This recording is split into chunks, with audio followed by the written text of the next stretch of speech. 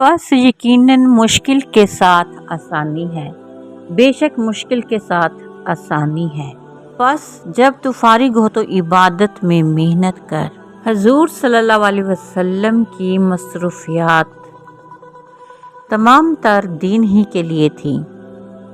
तबलीग हो या तालीम, जहाद हो या हुक्मरानी, सारे काम ही दीन के लिए थे।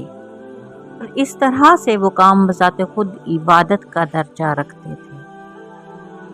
लेकिन फरमाया जा रहा है कि जब इन कामों से फरागत हो तो खालिस इबादत मसलन नफली नमाज, जुबानी जिक्र वगैरह किया जाए।